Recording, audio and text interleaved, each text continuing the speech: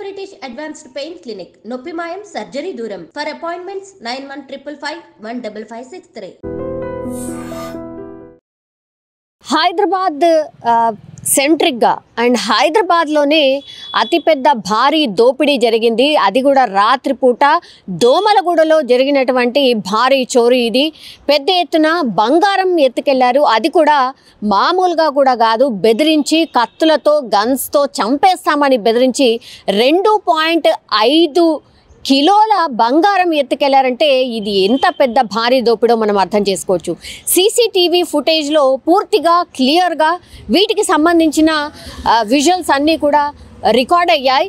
కానీ దొంగలు ఎంత తెలివి మించిపోయారో మనం ఒకసారి ఈ సీసీటీవీ ఫుటేజ్ చూస్తేనే అర్థమవుతుంది. ఎక్కడ కూడా వాళ్ళ ఆనవాళ్ళు కనిపించకుండా పూర్తిగా ముసుగేసుకొని క్యాప్స్ పెట్టుకొని వాళ్ళని గుర్తుపట్టకుండా పూర్తిగా వాళ్ళందరూ కవర్ చేసుకొని కానీ ఈ దొంగతనానికి రాలేదు. అంటే ఎన్ని టైమ్స్ రెక్కి నిర్వహించి, ఎన్ని టైమ్స్ ఆ పరిసరాలని పరిశీలించి రాత్రిపూట అంటే తెల్లవారుజామున అనుకోవచ్చు 2 నుంచి 4 గంటల మధ్య ఇంత పెద్ద భారీ దోపిడీ జరిగింది. అది కూడా వీళ్ళు ఎవరు అంటే బంగారంకి సంబంధించిన వ్యాపారులు. అంటే బంగారంకి సంబంధించిన వ్యాపారుల ఇళ్లలోనే టార్గెట్ చేసి అతిపెద్ద భారీ చోరీకి పాల్పడింది దొంగల ముఠా. మనం చూడొచ్చు 6 మంది 6 నుంచి 7 మంది పూర్తిగా చాలా పెద్ద కత్తులు కావచ్చు, గన్స్ కావచ్చు తీసుకొచ్చి ఏకంగా ఆ లోపలికి చొరబడి అక్కడ లోపల ఉన్నటువంటి వాళ్ళ మీద ఓనర్ ఎవరైతే ఉన్నారో అతని పైన దాడి చేసి పూర్తిగా ఈ బంగారాన్ని దొంగిలించుకొని వెళ్ళడం జరిగింది. ఇదంతా కూడా అంటే ఈ బంగారం వ్యాపారి ఎవరైతే ఉన్నారో ఈయన ఉండేటటువంటి అపార్ట్మెంట్లోనే కింద ఆయన అన్నీ కూడా మేకింగ్ చేస్తూ ఉంటారు. సో వాళ్ళు పక్కాగా చూసుకున్నారు. అంటే బంగారం ఇంకెక్కడికో షాప్కి వెళ్ళో ఇంకెక్కడికో వెళ్ళో వాళ్ళు దాచిపెట్టట్లేదు, వాళ్ళ ఇంట్లోనే తయారు చేసుకుంటున్నారు. కింద వర్క్ షాప్ ఉంది. ఆ తర్వాత ఆ మేకింగ్ అంతే తయారైన నెక్లెస్లు ఏవైతే ఉంటాయో వాటన్నిటిని తీసుకెళ్ళి వాళ్ళ ఇంట్లోనే స్టోరేజ్ చేసుకుంటున్నారు. ఇదంతా పూర్తిగా ఈ 7 మంది ఒక ప్లాన్ ప్రకారం ఎలా దోచుకోవాలి, ఎలా అటాక్ చేయాలి, ఏం చేయాలి అనేది పూర్తిగా స్కెచ్ వేసుకొని భారీ దోపిడీకి పాల్పడినట్టు సీసీటీవీలో స్పష్టంగా కనిపిస్తున్న సిట్యుయేషన్. సో ఈ సీసీటీవీ ఫుటేజ్ కూడా చాలా దూరంది. అంటే డిఫరెంట్ యాంగిల్స్ ఉన్నటువంటి సీసీ ఫుటేజ్లు కూడా చాలా ఉండాలి ఆ బిల్డింగ్లో.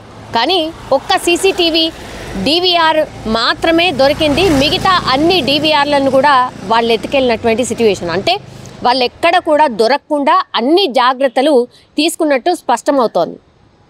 Dog squad and clues team పూర్తిగా చేరుకొని ఒక ఎంక్వైరీ అండ్ సర్చ్ ఆపరేషన్ అయితే స్టార్ట్ చేసింది.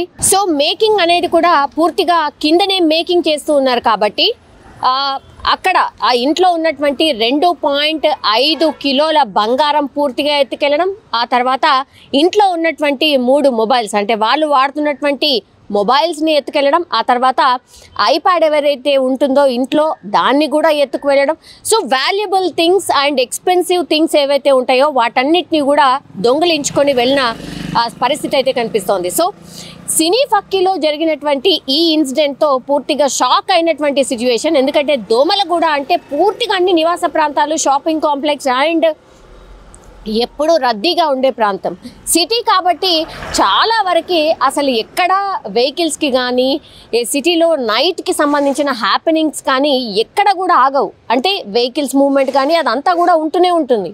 అట్లాంటిది పూర్తిగా సిటీ లోపల ఉన్నటువంటి బంగారం షాప్ ఓనర్ ఇంట్లోనే దొంగతనంకి పాల్పడినంటే మామూలు విషయం కాదు. ఇది ఒక రకంగా పోలీసులకు ఛాలెంజింగ్ అని కూడా అనుకోవచ్చు. ఇట్లాంటివి దొంగతనాలు చేసే వాళ్ళు కూడా ఆషామాషి వాళ్ళు అసలే ఉండరు. ఈ ముఠా ఆల్రెడీ కొన్నేళ్ల నుంచి ఇట్లాంటి దొంగతనాలకి పాల్పడి ఉంటుంది కాబట్టే ఇంత పక్కాగా ఇంత స్కెచ్ వేసిన తర్వాతనే కానీ వీళ్ళు ఈ దొంగతనానికి పాల్పడినట్టుగా అయితే ఆ పోలీసులు అనుమానిస్తున్న సిచ్యువేషన్. అంటే గతంలో ఇట్లాంటి పెద్ద దొంగతనాలు చేసినప్పుడు ఎవరెవరైతే చేశారో ఆ పూర్తి ఎంక్వైరీని కూడా అక్కడి నుంచి కూడా ఆ కోణం నుంచి కూడా చేస్తున్నారు.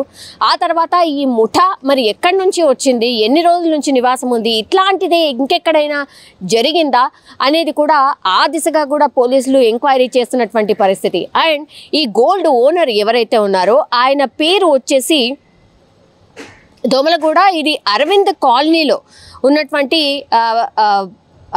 అంటే ప్లేస్ అది. సో ఎగ్జాక్ట్లీ ఈ అరవింద్ కాలనీలో జరిగినటువంటి దొంగతనం.